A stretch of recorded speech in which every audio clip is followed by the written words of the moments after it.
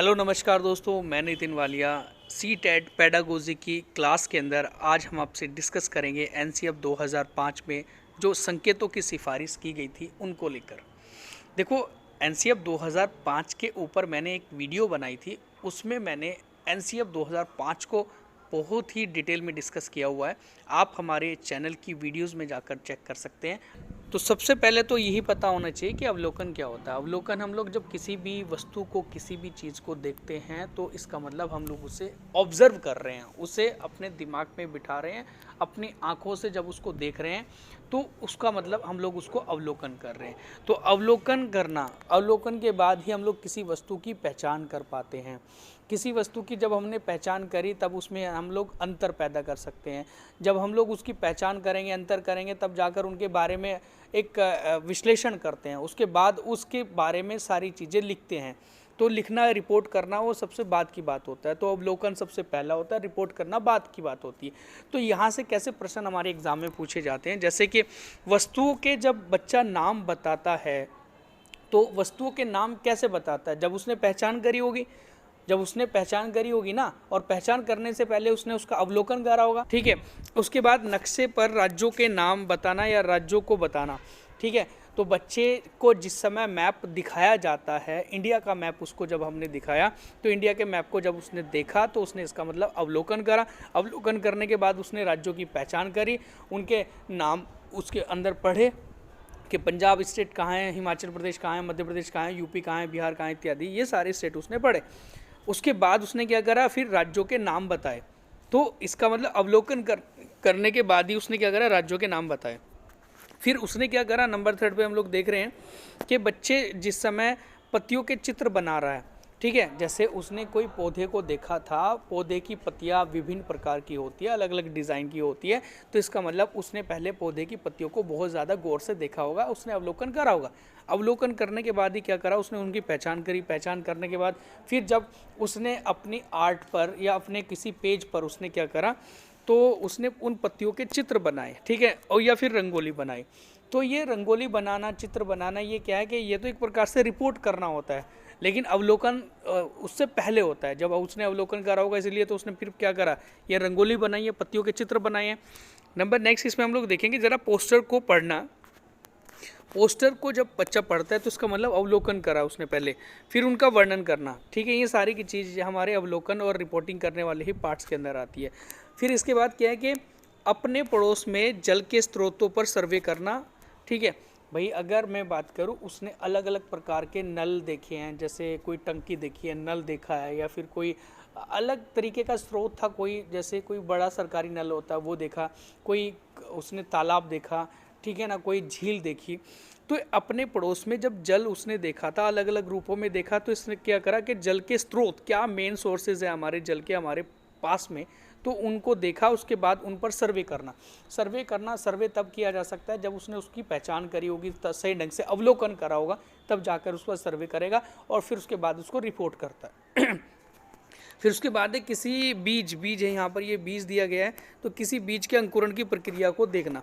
जब बच्चा देखता है कि भाई हमने चना है, चने को उसमें मिट्टी में डाल दिया, हमने क्या करा, मटर को मिट्टी में डाल दिया, जामुन को हमने उसकी गठली को जो हमने मिट्टी में डाल दिया, एक हमारा आम होता है, आम की गठली को हमने क्या करा, मिट्टी में डाल दिया। तो फिर अलग अलग प्रकार से इनका अंकुरण होता है। जितने भी बीज होते हैं, इन बीज का जो अंकुरण होता है, उनका जर्मिनेशन होता है, उनकी प्रक्रिया सबकी अलग अलग होती है। और वो प्रक्रिया कैसे पहचान सकते हैं हम लोग, जिस समय हम लोग उसको ध्यान से देखेंगे, ध्यान से अवलोकन करेंगे, उसके बाद ही तो तब जाकर बीज के अंकुरण की प्रक्रिया को देखेंगे हम लोग, मतलब अलग अलग तरीके से कैसे हो रहा है। तो ये जो सारी चीज़ें हम लोग जब देखते हैं, उसके बाद उन पर रिपोर्ट करते हैं या फिर उनका सर्वे करते हैं, वो सारा का सारा अवलोकन और रिपोर्टिंग वाले भाग के अंदर आता है। सेकेंड पार्ट हम लोग देखेंगे जरा, एनसीएफ की जो सिफारिशों को लेकर, संकेतों की सिफारिश को लेकर चीज़ें पूछी जाती है, जैसे कि चर्चा करना, डिस्कशन करना। डिस्कशन किसके ऊपर किया जा सकता है और किन मुद्दों पर किया जा सकता है, ऐसे करके भी हमारे सीटेट के अंदर प्रश्न आ जाते हैं। तो प्रदूषण के कारकों पर चर्चा करना, ठीक है, जो भी फैक्टर्स होते हैं हमारे प्रदूषण के, पॉल्यूशन के, उन पॉल्यूशन के फैक्टर पर चर्चा करना। भोजन को बर्बादी पर चर्चा करना, जो भोजन की बर्बादी होती है उस पर चर्चा करना कि भाई उसको कैसे बचाया जा सकता है भोजन की बर्बादी को। कचरा निपटारे पर चर्चा करना कि कचरे का कैसे निपटारा किया जा सकता है, कचरे को रिसाइकिल कैसे किया जा सकता है, गीला कचरा कहाँ डाला जा सकता है, कौन से डब्बे में डाला जाता है, कौन से डब्बे में सूखा कचरा डाला जाता है इत्यादि, ये सारी चीज़ों पर चर्चा की जा सकती है। इसके अलावा अनुभव के ऊपर भी चर्चा करना, जैसे किसी की जगह की यात्रा पर, ठीक है। और जैसे हमने कहा कि कोई यात्रा करी थी और फिर उस यात्रा के ऊपर चर्चा कर दी गई हमने, तो इस प्रकार से मतलब जो हमारी थीम होती है ना एनसीएफ 2005 के अंदर जो ईवीएस की थीम बताई गई है वो 6 थीम है, उन 6 थीम के ऊपर चर्चा की जा सकती है या उनके मुद्दों पर चर्चा की जा सकती है। इनको लेकर ये ध्यान रखेंगे हमारा। नंबर नेक्स्ट हम लोग देखेंगे तो वो है वर्गीकरण, क्लासिफिकेशन करना। क्लासिफिकेशन का मतलब होता है कैटेगराइज में डिवाइड कर देना, है ना, वर्गीकरण करना। जैसे किसी को एक समान व्यक्तियों को या एक समान लोगों को हमने क्या करा, एक जगह रख दिया, एक समान पतियों को हमने एक साइड कर दिया, या फिर हमने कहा कि एक प्रकार के जो हमारे जल है या फिर जो भी जल के स्रोत थे उनको एक साइड में रख दिया हमने। तो इस प्रकार से ये एक वर्गीकरण करने का मतलब होता है एक ग्रुप में कैटेगराइज कर देना अलग अलग, ठीक है। तो वर्गीकरण क्लासिफिकेशन को तो हम लोग देखेंगे, जैसे गंध के आधार पर चीज़ों को अलग करना। जैसे किसी की स्मेल एक समान है तो उसको हमने एक अलग कर दिया, किसी की स्मेल कोई और ढंग से मतलब अलग ही प्रकार की थी, थोड़ा सा उसको हमने अलग रख दिया। चोंच या पंजों के आधार पर पक्षियों को समूह या वर्ग में रखना। देखो हमने कहा कि कुछ पक्षियों की चोंच लंबी होती है, उन चोंच के आधार पर उन पक्षियों को हमने अलग कर दिया। इसके अलावा किसी के पंजे लंबे लंबे बड़े बड़े पंजे थे पक्षियों के, तो लंबे बड़े पंजों वालों को हमने अलग समूह में रख दिया, छोटे पंजों वालों को अलग समूह में रख दिया।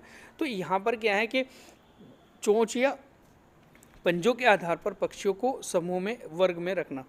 भोजन पकाने के विभिन्न तरीकों पर तुलना करना, ठीक है भाई। भोजन पकाने के जो विभिन्न हमारे तरीके होते हैं कि कुछ चीज़ें तो सेक कर मतलब बनती है, कुछ भोजन तो सेका जाता है, कुछ भोजन जो है वो भुना जाता है, कोई भोजन जो होता है वो तला जाता है, और कुछ भोजन ऐसा भी होता है जो तला भी जा सकता है, भुना भी जा सकता है।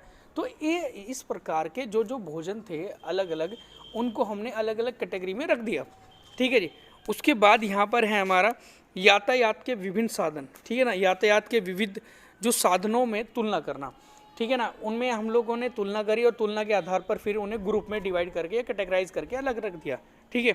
जैसे कि यातायात के विविध साधन में तुलना कैसे की जा सकती है, जैसे डीजल वाले जो हमारे व्हीकल थे उनको अलग कर दिया, पेट्रोल वाले अलग थे उनको कर दिया, जो इलेक्ट्रिक व्हीकल हैं उनको अलग कर दिया, जो हमारे नेचुरल गैस से चलने वाले व्हीकल हैं उनको हमने अलग कर दिया। तो इस प्रकार से क्या है, यातायात के विभिन्न साधनों में तुलना करने के बाद उनको कैटेगराइज कर दिया, ठीक है। तो ये भी हमारे एक संकेतक हैं बहुत अच्छे एनसीएफ के जो दी गए हैं। और नेक्स्ट हम लोग देखेंगे विश्लेषण, एनालिसिस, ठीक। विश्लेषण एनालिसिस होता क्या है? एनालिसिस होता है एक प्रकार का उसके अंदर का पूरा रिसर्च करना, जांचना, पड़ताल करना उसकी, ठीक है जी। तो एनालिसिस उसे कहते हैं। जैसे राजाओं ने मकान क्यों बनाए, ये राजाओं ने महल क्यों बनाए, यहाँ पर ये महल की बात की जा रही है, ठीक है। तो ये जो महल बनाए जाते हैं हमारे, तो महल क्यों बनाए राजाओं ने, ठीक है। तो यहाँ बात आ रही है फिलहाल कि राजाओं ने महल क्यों बनाए। अब महल क्यों बनाए जाते थे, क्यों, मतलब राजाओं ने इतना पैसा खर्च किया, इतने बड़े बड़े महल बनाए थे, उसका एनालिसिस करना हो, ठीक है, उसका विश्लेषण करना, ये हम लोग कर रहे हैं। जब हम लोग कहीं घूमने गए तो हमने देखा यार बड़े बड़े महल हैं, कहीं राजस्थान के अंदर या फिर दक्षिण भारत के अंदर हम लोग देखें, और भी अन्य जगह पर हम लोग जब देखें तो प्राचीन काल में या फिर मध्यकालीन इतिहास के अंदर बड़े बड़े महल बने हुए हैं। तो हम लोग उनको देखने के बाद उनके ऊपर एनालिसिस कर रहे हैं कि राजाओं ने इस प्रकार के महल क्यों बनाए, ठीक है जी। उसके बाद है अलग अलग ऋतुओं में क्या क्या परिवर्तन होते हैं, मतलब जब ऋतुएं आती हैं, जैसे ग्रीष्म ऋतु है, शीत ऋतु है, या पतझड़ आ गई, हमारी वर्षा ऋतु आ गई, तो ये इस अलग अलग ऋतु में क्या क्या परिवर्तन होता है, ठीक है ना। तो बारिश क्यों आती है, कैसे आती है, गर्मी क्यों आती है, कैसे आती है, तो उसके ऊपर एनालिसिस किया जा रहा है, उसका विश्लेषण किया जा रहा है। उसके बाद दाल पकाने से पहले दाल भिगोई जाती है क्यों, भाई दाल को क्यों भिगोया जाता है, ये भी तो एक संश्लेषण मतलब एक ये भी तो एक विश्लेषण करने वाली बात है, एक एनालिसिस करने वाली बात है कि दाल को क्यों भिगोया जाता है उसको पकाने से पहले। ठीक है, उसके बाद यहाँ पर यह है कि अलग अलग आकार के बर्तनों में पानी कम आएगा या ज़्यादा आएगा, इसके ऊपर भी एनालिसिस किया जा सकता है। भाई हमने कहा कि हमारे पास में कोई जग था, उस जग में पानी भरा तो वो उसमें ज़्यादा आया कम आया, बाल्टी में पानी ज़्यादा आ गया, तो ये ज़्यादा आना कम आना या फिर आकार चेंज हो जाना पानी का जिस समय किसी भी बर्तन में डाला जाएगा तो उसी बर्तन का आकार ले लेता है हमारा पानी। तो ऐसा क्यों होता है, ये भी तो एक प्रकार से एनालिसिस करने वाली बात है। ठीक है, उसके बाद हम लोग देखेंगे 5वें नंबर पर प्रयोग करना, एक्सपेरिमेंट करना, है ना। किस प्रकार के एक्सपेरिमेंट किए जा सकते हैं, किस प्रकार से एग्जाम में क्वेश्चन पूछे जाते हैं। जैसे खाली माचिस की डब्बी से खिलौना रेल बनाना। ठीक है, देखो खाली डब्बी जो होती है ना, खाली माचिस की डब्बी होती है तो बच्चा क्या करता है, उसको जोड़ना शुरू कर देता है, एक डब्बी के अंदर दूसरी डब्बी की तीसरी, तो उसने रेल बनाई। तो उसने क्या करा, अपना दिमाग लगा के उसने प्रयोग किया, एक एक्सपेरिमेंट किया। ठीक है, तो उसने रेल बना दी। फिर उसके बाद है नंबर नेक्स्ट हम लोग देखेंगे पानी में कौन सी चीज़ जो है वो घुलती है और कौन सी नहीं घुलती है। ये घुलती है यहाँ पर, है ना। तो यहाँ पर देखा जाए कि पानी में कौन सी चीज़ घुलती है और कौन सी चीज़ नहीं घुलती है, इसका भी हमने प्रयोग किया, एक्सपेरिमेंट किया। फिर पानी में कौन सी चीज़ तैरती है और कौन सी चीज़ नहीं तैरेगी।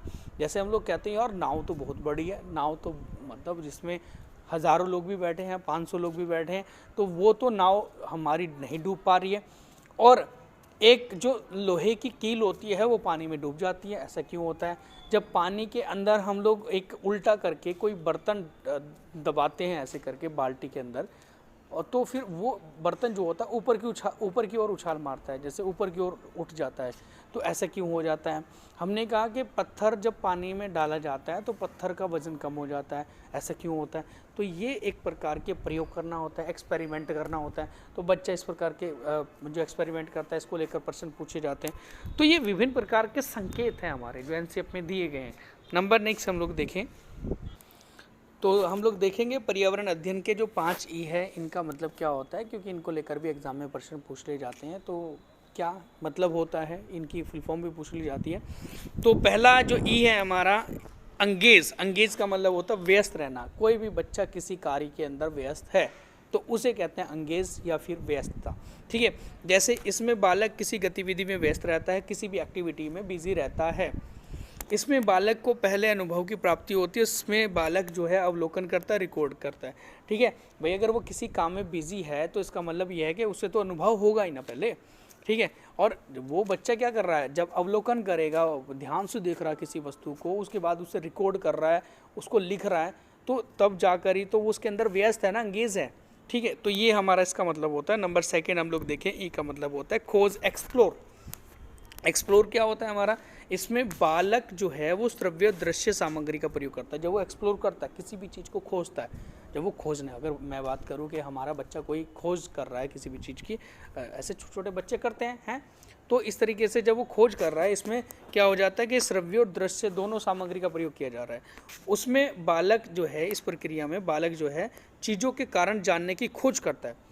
चीज़ों का कारण जानने की खोज करेगा, मतलब जैसे कि क्या है कि जैसे एक विशेष वातावरण में विशेष प्रकार के पौधे उगते हैं। भाई अगर हमने कहा कि हमने तो ये वाले पौधे तो जो थे वो फरवरी के महीने में तो मतलब उग रहे थे अच्छे खासे बढ़िया, लेकिन इस मौसम में हट गए, तो इसका मतलब क्या है कि बसंत ऋतु में कुछ पौधे विशेष प्रकार से उग जाते हैं। और ये गर्मियों के टाइम में जैसे ही उसमें एक ग्रीष्म ऋतु आती है तो ये पौधे मतलब खराब हो जाते हैं। तो उसने कहा कि विशेष मौसम में एक विशेष प्रकार के पौधे उगते हैं, ये चीज़ उसने बताया। इसमें बालक चीज़ों के बीच तुलना भी करता है, क्योंकि जब वो खोज करेगा, एक्सप्लोर कर रहा है, तो उसका मतलब क्या है कि वो बीच में तुलना भी कर रहा है किन्हीं दो चीज़ों के बीच में। ठीक है, तो यहाँ से भी एग्जाम में प्रश्न बन जाता है।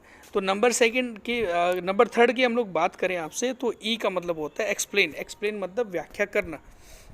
तो यहाँ पर नंबर थर्ड पर जो है हमारा एक्सप्लेन है। एक्सप्लेन का मतलब होता है व्याख्या करना। अब ये व्याख्या कैसे की जा रही है, इसमें बालक तर्क देता है, तर्क देने के आधार पर ही चीज़ों में संबंध स्थापित करती है, एक्सप्लेन कर रहा है। जैसे कि यहाँ पर ये एग्जांपल तो कर दो, तो है ना, इसका एग्जांपल हम लोग अच्छे से देंगे बढ़िया। तो वो क्या है, एक्सप्लेन करना। जैसे जंगलों को काट दिया जाता है, तो जंगलों को काटने के बाद क्या क्या मतलब हमें एक नुकसान होता है। ठीक है, एक एग्जांपल दिया किसी बच्चे ने, तर्क दिया अपना कि अगर जंगलों को काट दिया जाता है तो जंगलों को काटने के बाद हमें क्या नुकसान होगा। तो उसने तर्क दिया, फिर उसके बाद उसने चीज़ों मतलब एक चीज़ों के बीच में संबंध भी स्थापित किया कि भाई पानी यानी जानवरों का और एक हमारे पेड़ों का क्या संबंध है आपस में। ठीक है, ऐसे क्या मतलब है, अगर इंसान है तो इंसान का किसी पेड़ से क्या मतलब, अगर पेड़ काट दो तो नुकसान क्या है, इस तरीके से। तो इस प्रकार से एक व्याख्या की जा रही है, बहुत ज़्यादा एक्सप्लेनेशन हो रही है कि हम लोग देख रहे हैं यार पेड़ कट गया, पेड़ के कटने के बाद क्या होता है, किसी भी जानवरों को, किसी मनुष्य को क्या प्रभाव पड़ रहा है, क्या इफेक्ट पड़ रहा है उसके ऊपर। तो इस प्रकार से एक्सप्लेनेशन की जाती है। ठीक है जी। नंबर नेक्स्ट हम लोग देखेंगे, एक चौथे नंबर पर जो ई है उसका मतलब होता है इलेबोरेट। इलेबोरेट जो हमारा होता है परिष्कृत वर्णन। एक कैसा वर्णन है, इसमें बालक चर्चा करता है, अपनी राय देता है और दूसरों की राय पूछता है। जैसे पृथ्वी पर तेल नहीं होगा तो क्या हो जाएगा। जैसे मैं अपनी तरफ से एग्जांपल दूं आपको कि पृथ्वी पर तेल नहीं होगा तो क्या होगा। अपनी राय दी उसने बच्चे ने, फिर दूसरे की राय जानने की कोशिश कर रहा है कि हाँ भाई ठीक है, आप जैसे कोई सर हैं पूछो कि आप बताइएगा कि अगर पृथ्वी पर तेल नहीं होगा तो क्या होगा, है ना। पहले तो उसने तो अपनी राय दे दी, अब हमारी राय जानने की कोशिश कर रहा है, तो हम लोग उसको आंसर देंगे कि पृथ्वी पर तेल नहीं होगा तो क्या क्या होगा, है ना। तो इस प्रकार से, या उसने पूछा कि सूरज की किरणें जब पृथ्वी पर नहीं आएगी किसी लंबे समय के लिए तो क्या प्रभाव पड़ेगा। तो यहाँ उसने क्या करा, उसने एक परिष्कृत वर्णन कर रहा है, इलेबोरेट कर रहा है। तो यहाँ पर इस तरीके से किया जा सकता है इसका वर्णन सब कुछ। नंबर नेक्स्ट हम 5 पर देखेंगे, तो ये है हमारा इवैल्यूएट। इवैल्यूएट का मतलब होता है मूल्यांकन करना। इससे पहले वाली वीडियो में हमने मूल्यांकन का चैप्टर पढ़ा था। तो यहाँ पर इवैल्यूएट क्या होता है हमारा, जिसका मतलब हिंदी में मूल्यांकन होता है। इसमें बालक एक निष्कर्ष पर पहुँच जाता है, जैसे सभी शिकारी जानवरों में लगभग एक जैसी विशेषता पाई जाती है। जितने भी सभी शिकारी जानवर होते हैं, शिकार करने वाले जो जानवर होते हैं ना, उनके दांत जो होते हैं ना बहुत ज़्यादा पैने होते हैं, तेज़ होते हैं, फास्ट, ऐसे करके मतलब कह सकते हैं ना कि वो अपने शिकार को एकदम से पकड़ लेते हैं। ठीक है जी। या फिर वो मांस खाते हैं बहुत ज़्यादा। ठीक है, शिकार करने वाले तो मांस खाएंगे। तो इनके अंदर एक जैसी समानता, एक प्रकार की विशेषता पाई जाती है। तो इस प्रकार से वो एक निष्कर्ष पर पहुंच जाता है। तो इसे कहते हैं मूल्यांकन। जैसे हम लोग कहते हैं कि भाई जो चीज़ हमने करा है, कार्य जो भी पूरा दिन करा है, 1 महीने में करा है, 1 साल में करा है, उस साल में करने के बाद कितना उसमें हमारा कितना हमने अचीवमेंट प्राप्त किया है, वो सारी चीज़ें क्या है कि एक विशेष मतलब एक विशेषता, एक निष्कर्ष पर बच्चा पहुंच गया है, तो उसे हम लोग मूल्यांकन या इवैल्यूएट कहते हैं। तो ये थे वो 5 ई पर्यावरण से संबंधित जो हमने डिस्कस करे हैं। ये थी आज की हमारी महत्वपूर्ण क्लास। ठीक है, और आशा करता हूँ अगर आपको अच्छी लगी तो please like, share and subscribe करें। And thank you so much.